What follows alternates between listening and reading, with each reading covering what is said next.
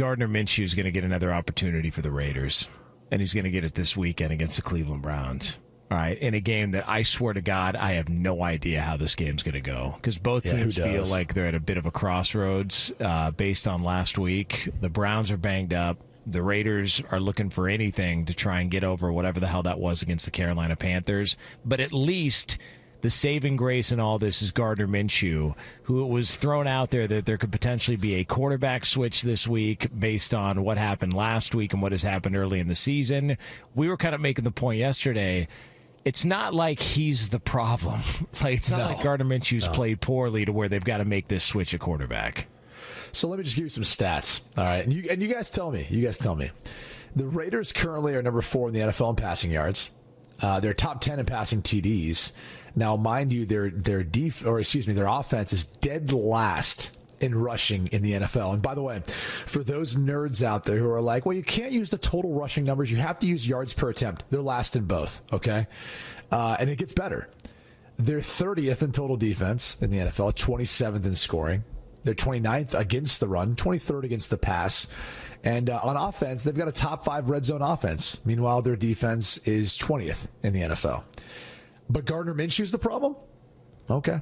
Hey. All right. That's how we want to play this. Hey. Just kind of interesting how that works out. But, yeah. Somebody's got to be the fall guy. Who's it going to be? Well, I mean, I think going with Gardner Minshew. Well, it's the easiest quote-unquote fix because, look, Max Crosby, Devontae Adams, they're showing up. But, Antonio Pierce is calling out other players for business decisions. Vinny Bonsignore, who covers the Raiders, said that if you were watching the game, you could just tell that there were certain guys that weren't into it on Sunday for whatever reason. Which is kind of stinks. Well, I think it stinks too because you would think coming off that win against Baltimore that there would be a lot of momentum. Hey, we got an opportunity to go to 2-1. Yeah, how do you against a bad team? That's agreed.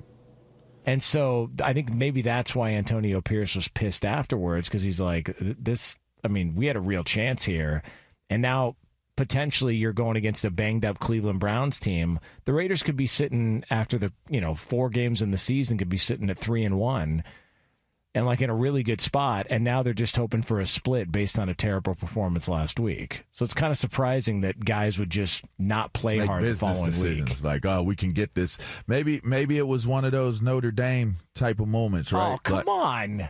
Like what Coach said. You just thought that you might have been better than what you... apologizing to me. Yeah, I mean, didn't he give the reasoning of expecting to win, and it was some type of reason, and it could have been the same thing. I think it was more about listening to everyone hyping them up about getting into the playoffs and being in already after beating NM. It was something along those lines. Yeah, I mean, they beat the Ravens. I mean, don't you think that that's kind of a possibility that they were a little bit too relaxed or a little bit too confident that this was one of those weeks where we go out here and we beat the Carolina Panthers bam, we're at 2-1, you know what I mean? And before you know it, it's hold on, is Carolina beating us right now? Whoa, is Carolina up on us like this right now? They might have just not really prepared as if they were going to play against a team that could beat them. Is that possible?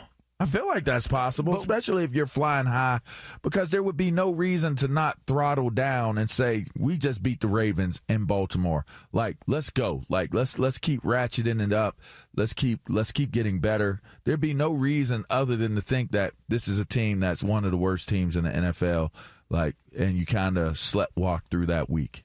But here's the part that is weird to me, and maybe I'm just not looking at this from how a game flow can go and where you're at in the moment while you're in the middle of an NFL game. I could understand if you came back and you get down in the first quarter or you get down early and it's hey, wake up call, guys. We got to clock back in. They're here to play.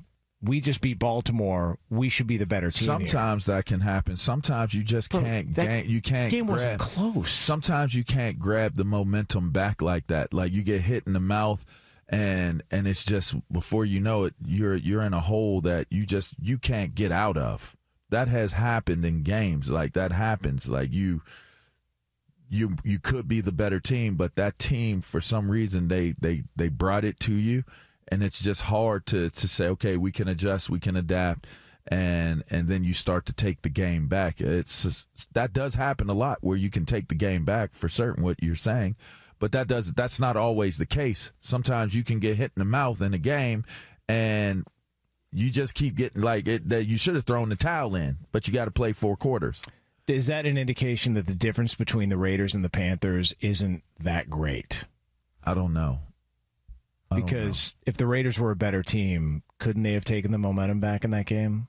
Like similar to, theoretically, to Tampa Bay and Denver? Like, what the hell was that? That's the NFL, though, dude. I mean, it's the differences on teams is never as big as we look at on the outside.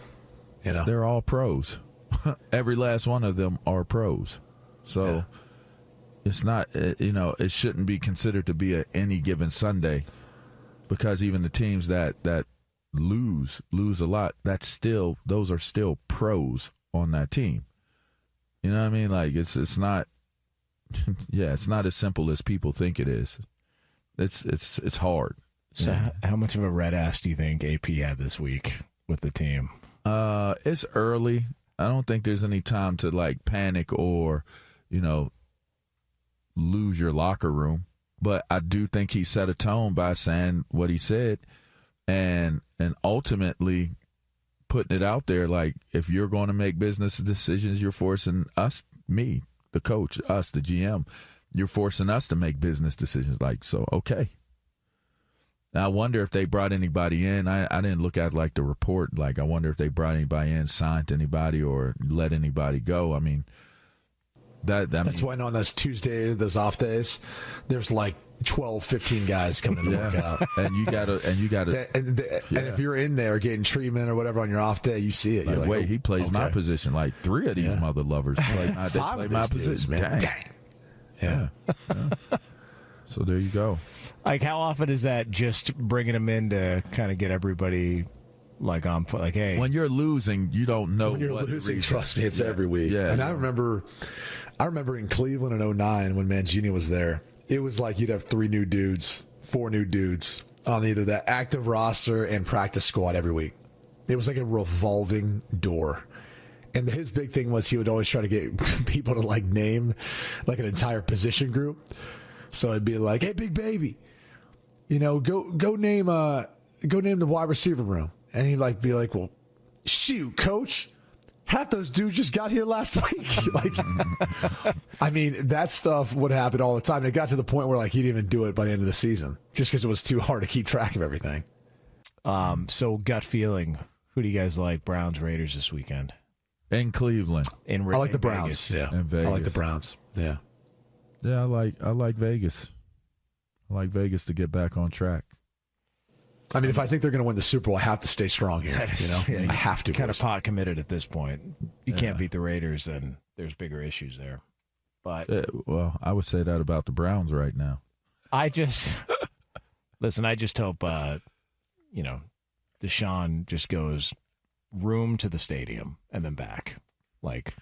Don't veer off. Don't go down the strip. If you see a couple of guys, slapping papers against their hands. Biggest problem. Just the biggest problem is that that's probably what made him good. He probably actually still needs to be the guy that he was to be that good. I mean, when he was that good is when all that stuff was going on. Oh, it's kind of like Tiger Woods. There's he fell off. After all that stuff came out, and he. I mean, he won the Masters again. McDonald's once. Yeah. Well, once. I mean, listen. At least he did it again. He was on pace to break the record. I'm just saying. Yeah, but sometimes you got to be. No, I'm not gonna go there because this is a bit. No, I ain't going. Yeah, I'm not gonna go there. Hey, but I mean, just maybe he needs to go out. Maybe he needs to go out on the strip, man. Maybe he needs to be who.